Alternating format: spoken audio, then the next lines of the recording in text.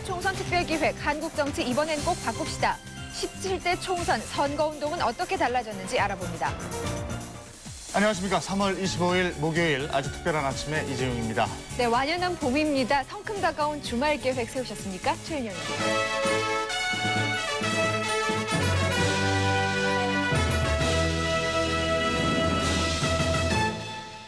17대 총선 기획. 깨끗한 선거는 똑똑한 국민이. 이거 아주 마음에 드는. 깨끗한 선거는 똑똑한 국민이. 달라진 선거운동에 대한, 이게 뭐예요? 네. 안녕하십니까. 아주 특별한 구에 출마한 기호 100번 김명선입니다. 네. 제가 이렇게 말씀드리면 좀 놀라실 텐데 아마 선거철이 되면 각 동네에서 이렇게 어깨띠를 두르고 선거운동하는 분들을 많이 볼 수가 있을 거예요. 그런데 이번 17대 총선부터는 후보자만이 이렇게 어깨띠를 할 수 있게 됐습니다. 예. 그래서 여기 계신 분들 중에 누구 한 분이라도 어깨띠를 두르고 나가시면 선거법에 위반이 되는 셈이죠. 자, 바로 달라진 선거법 때문인데요. 자, 그렇다면 이번 17대 총선 선거운동 어떻게 무엇이 달라지는지 취재해봤습니다. 지나가는 사람들 갑자기 발걸음을 멈추고 뭔가를 신기한 듯 쳐다보는데요. 무엇일까요? 자, 바로 그것은 선거 유세차 위에 탄 로봇 인형입니다. 사람 크기와 똑같은 로봇은 이렇게 90도 각도로 인사까지 하죠. 많은 인원을 동원하면은 밥도 사줘야 되고 여러 가지 문제가 있고 돈이 많이 드니까 돈이 없으면서 다른 사람과 똑같은 선거운동을 하는 방법이 없을까? 또 많은 청중을 동원할 수 없을까? 해서 연구해낸 게 이 첨단 로봇이다. 그렇게 창안했습니다. 손가락으로 후보자의 기호를 나타내기도 하고요. 또 유권자들에게 이렇게 고개도 흔들어 보입니다.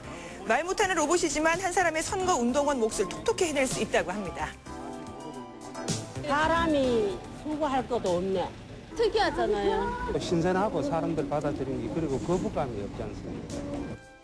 자, 그렇다면 잠깐 과거의 선거운동을 한번 살펴볼까요? 가장 흔히 볼 수 있었던 것이 운동장에 모인 수백 명의 유권자들과 선거철마다 문전성시를 이루는 식당이었는데요. 합동 유세라고 하는 것을 보면요. 우선 아주 자발적으로 이렇게 사람들이 오는 거는 아닙니다. 하여튼 지구당에서 어떻게든지 하여튼 동원해가지고 버스를 저 100m, 200m 밖에 세워놓고 뭐 실어 날르거나 또는 어떤 아줌마들 오면 식권 나눠주고 하여튼 그 식당에 가서 밥 먹이고 이러면서 이제 하고 그 당시에 제가 볼 때 당선되려면 한 30억, 40억은 있어야 당선된다. 저는 그렇게 봤기 때문에. 네, 지하철역 앞에서 선거운동을 하고 있는 한 후보자. 과거 선거운동에 비해 달라진 게 보이시나요?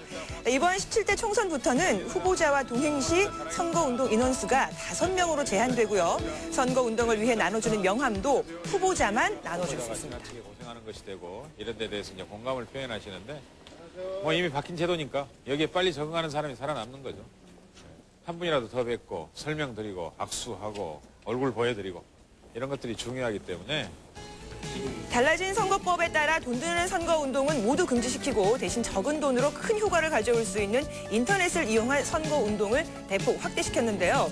인터넷 홈페이지는 유권자와 거리감을 좁히는 좋은 의사소통의 공간이 되고 있습니다. 막 거창한 거 있잖아요. 자기 나 이렇다 이렇게 내세우는 거 말고 숨겨진 사적인 것들 그런 사진들을 좀 이렇게 내세움으로써 좀 더 정치인이라는 게 멀리 있는 게 아니고 우리 근처에 아주 가까운 사람이다 하는 이미지 심어주려고 노력하고 있습니다.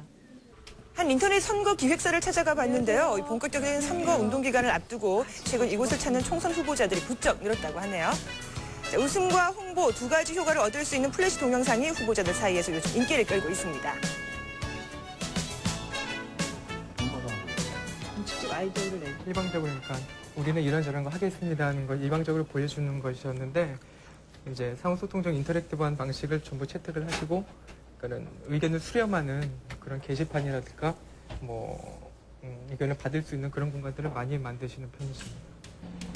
이제는 누가 얼마 더 많은 돈을 써서 당선이 되느냐가 아니라 누가 얼마나 더 신선한 아이디어로 유권자에게 다가가느냐가 중요합니다.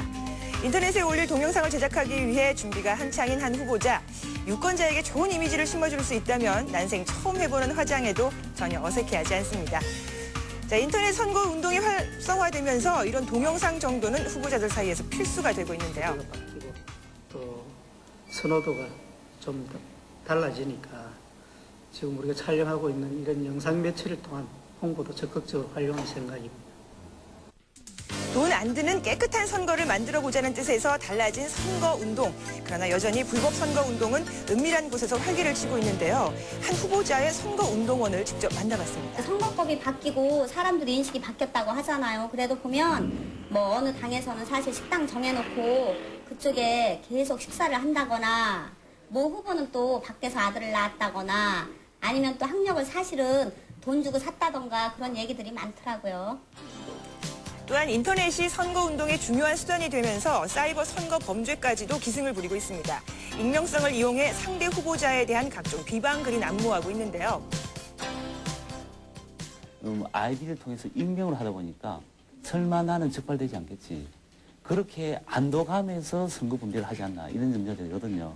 그런데 문제는 뭐냐 하면은 이번에 선거법이 개정되면서요. 위법 행위가 적발된다면은 저희들은 반드시 추적 조사해가지고 그에 상응한 처벌을 받도록 그렇게 조치를 해나갈 계획입니다. 17대 총선 선거운동의 방법만 달라졌다고 해서 본선거 부정부패 선거가 뿌리 뽑힐까요? 한 가지 더 있습니다.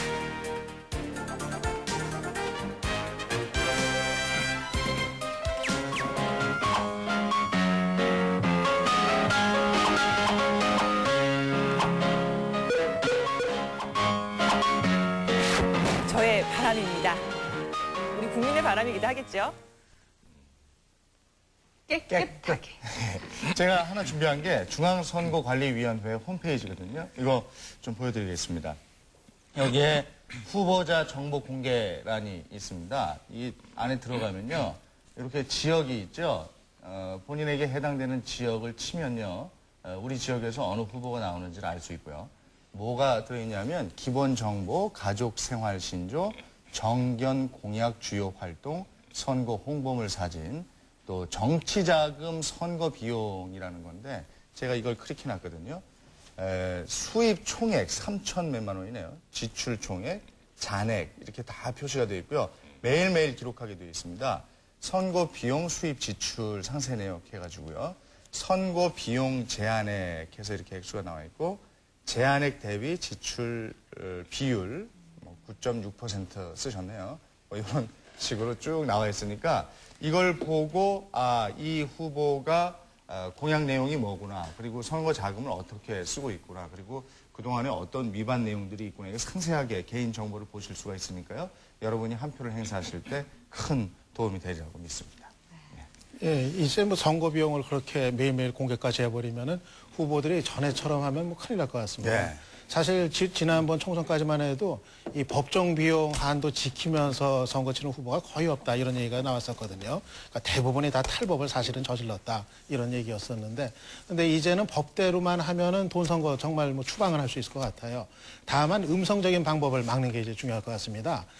이제 돈을 건네주는데 이걸 후보자가 대리인 또 그 대리인 건네 해가지고 증거를 남기지 않거나 또 이게 밥을 사는데 후보 측 관계자들은 아예 나타나지 않고 이심전심으로 밥을 사는 이런 방법들이 또 등장할 수가 있거든요. 네. 이런 것들을 이제 막는 게 필요할 것 같고 정말 이렇게까지 했는데도 돈 선거 계속 하는 사람 이거 정말 간 큰 후보다 이런 얘기 들을 법한데 절대 뽑지 말아야 될 후보네요. 그렇죠. 그래가지고 이번 총선이 정말 돈 선거는 아주 그 끝장을 내는 그런 좀 전기가 돼야 되겠습니다.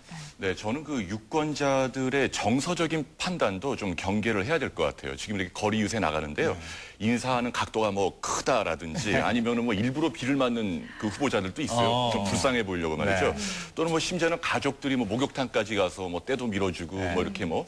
근데 그런 거보다는 그 사람이 정말 과거에 어떠한 길을 걸어왔고 또 앞으로 어떤 정책이나 비전을 갖고 있는지 그런 판단이 중요한 것 같고요. 그런 의미에서는 인터넷을 좀 활용하는 것도 좋지 않나요? 어떻습니까? 예, 그렇죠. 그런데 지금 인터넷상에서 이 선거법 논란이 아주 뜨겁게 달아오르고 있어요. 요즘 그 인터넷상에 정치 풍자 그 패러디 인물들이 하루에도 한 수백 건씩 올라오거든요.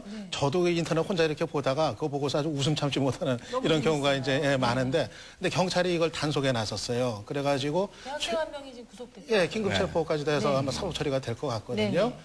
그래서 지금 네티즌들은 아주 크게 반발을 하고 있거든요. 표현의 자유 침해다 이렇게 하고 있는데 물론 이제 법은 뭐 반드시 이제 준수를 해야겠습니다만은 반대로 또 정치인들 같은 경우는 이제 또 공인이라는 특성이 있거든요. 그래서 시민 입장에서는 사실 또 정치인들을 비판하고 질타할 수 있는 이제 권리가 있기 때문에 어디까지가 후보 비방이고 어디까지가 또 표현의 자유고 이게 구분이 모호한 경우가 사실 있거든요. 그래서 물론 그 선거법 지킬 부분 명백히 위반한 거는 좀 엄격히 적용해야겠지만은 또 이것이 또 표현의 자유를 또 누르지 않도록 좀 그 법 해석에 있어가지고 좀 신중한 아마 그런 거는 좀 필요할 것 같습니다. 네.